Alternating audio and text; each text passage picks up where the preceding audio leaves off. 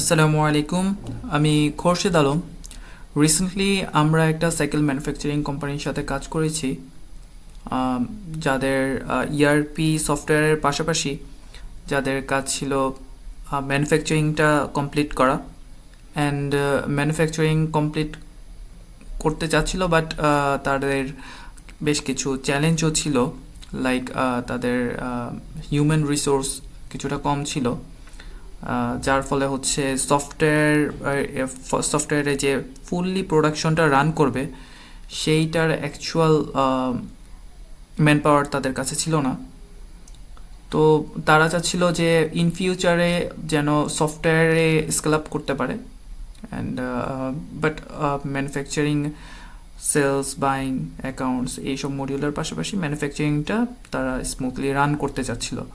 So তাদের জন্য আমরা যেটা চিন্তা করেছি, ফর নাও তারা সিম্পল একটা ম্যানুফ্যাকচারিং প্রসেস রান করবে, বাট ইন ফিউচারে তারা তাদের যখন ম্যান পাওয়ার বৃদ্ধি পাবে তার পাশাপাশি মাল্টি লেভেল ম্যানুফ্যাকচারিং সিস্টেমটাও তারা ইন ফিউচারে বিল্ড করবে।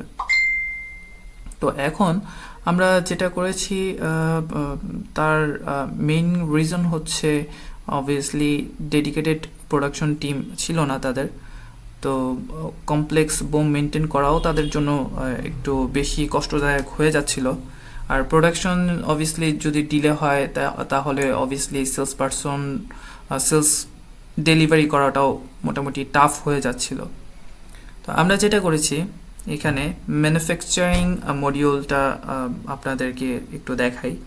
সো এখানে ম্যানুফ্যাকচারিংয়ের জন্য যে ড্যাশবোর্ড আছে, এটা ইআরপি নেক্সটের বাই ডিফল্ট ড্যাশবোর্ড আমরা দেখতে পাচ্ছি। এখানে বেশ কিছু প্রসেস আছে অলরেডি এক্সিস্টিং। সো আমরা এই প্রসেসগুলো না দেখিয়ে সরাসরি বোমে যাই। আমরা বোম একটা প্রিপেয়ার করি। সো আমি এক্সিস্টিং একটা বোম প্রিপেয়ার করা ছিল, সেটা আমি দেখাচ্ছি আপনাদের। সো এখানে আমরা ফোনিক্স টর্নেডো আইটেম, দেন এখানে র ম্যাটেরিয়াল প্রোডাক্টস লাইক ফ্রেম এক পিস প্রয়োজন, অ্যান্ড এটার রেট কত টাকা, দেন এখানে আমরা টায়ার কত পিস প্রয়োজন, দেন এটার রেট, চেইন, হ্যান্ডেল, সিট, এভাবে করে আমরা হচ্ছে সিম্পল কিছু র মেটেরিয়াল এখানে অ্যাড করেছি। সো এখানে আমরা চাইলে এখানে আরও বেশ কিছু কনফিগারেশন আমরা করতে পারি। সো আমার এখানে একটা কোয়ান্টিটির জন্যই আমি মূলত এই বোমটা প্রিপেয়ার করেছি। আমার আরও মাল্টিপল অপারেশন প্রসেস আমরা চাইলে এখানে মেনটেন করতে পারতাম, বাট এখানে যেহেতু সিম্পলি র মেটেরিয়ালের কস্টটাই আমরা দেখতে পাচ্ছি, এবং অপারেশন কস্টও আমরা চাইলে মেনটেন করতে পারবো এখানে। ইন ফিউচার প্ল্যান যেহেতু আপাতত হচ্ছে অপারেশন কস্টটা আমরা স্কিপ করছি। সো আমরা সরাসরি বোমটা প্রিপেয়ার করার জন্য আমরা স্টক এন্ট্রিতে যাব।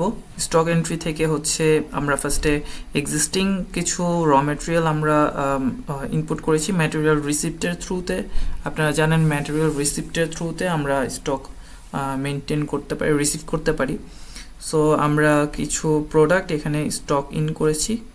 সো এখন স্টক এন্ট্রি দিয়েই আমরা হচ্ছে ম্যানুফ্যাকচারিংটাও করে নিব। সো এই জন্য হচ্ছে আমরা অ্যাড স্টক এন্ট্রিতে যাব, দেন স্টক এন্ট্রি টাইপ আমরা সিলেক্ট করব। এখানে আমরা ম্যানুফ্যাকচার স্টক এন্ট্রি টাইপ দেব, দেন এখানে বোম ইনফোতে ক্লিক করে ফ্রম বোম আমরা সিলেক্ট করব। আমরা যে বোমটা আমরা প্রিপেয়ার করেছি সেটা আমরা সিলেক্ট করব। সিলেক্ট করে এখানে আমরা ফিনিশ গুডস অ্যামাউন্ট এখানে দিব, আমরা কত কোয়ান্টিটি অ্যাকচুয়ালি ম্যানুফ্যাকচার করতে যাচ্ছি সেই অ্যামাউন্টটা দেওয়ার সাথে সাথে আমরা দেখতে পাবো যে আমার সবগুলো এখানে আইটেম অ্যাড হয়ে গেছে। সো এইখানে একটু মিস্টেক হয়েছে। মিস্টেকটা হচ্ছে আমরা ফার্স্টে ডিফল্ট ওয়্যার হাউস ধরানো উচিত ছিল, যেটা কিনা আমি এখন ধরেই দিচ্ছি। সো এখানে আমি সোর্স ওয়্যার হাউস সিলেক্ট করলাম, দেন টার্গেট ওয়্যার হাউস আমি সিলেক্ট করলাম। সিলেক্ট করে আমরা দেখতে পাচ্ছি যে এখানে সোর্স ওয়্যার হাউস আর টার্গেট ওয়্যার হাউস দুইটাই অ্যাড হয়ে গিয়েছে, দুইটা কলামেই।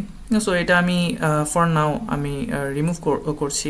এটা অ্যাকচুয়ালি ইআরপি নেক্সটে একটা ছোটোখাটো একটা বাগ, প্রসেসেরও একটা সমস্যা বলতে পারেন, বাট এটা আমরা ক্লায়েন্টের জন্য এটা আমরা ফিক্স করে দিয়েছি লাইভে। সো আমরা এখন ওয়্যার হাউস সিলেক্ট করা আছে, আমি জাস্ট গেট আইটেমস এখানে বাটন আমরা দেখতে পাচ্ছি, সো গেট আইটেমস বাটনে যখন ক্লিক করলাম, সে তার মতো করে র মেটেরিয়ালসগুলো সোর্স ওয়্যারহাউস থেকে নিয়ে নিল। ইভেন যে Phoenix tornado finish good product আছে সেটা অটোমেটিক্যালি ফিনিশ গুড ওয়্যারহাউসে ফেচ করে নিল। ইভেন আমার সেই অনুযায়ী কোয়ান্টিটিও আমার এখানে মেনশন হচ্ছে। সো আমি সেভ দিব। সেভ দেওয়ার পরে এখানে আমরা দেখতে পাচ্ছি যে আমার অ্যাভেলেবেল কোয়ান্টিটি পাশে গ্রিন মার্ক অ্যান্ড আমার ফিনিশ গুড প্রোডাক্টের পাশে ব্লু মার্ক করা আছে।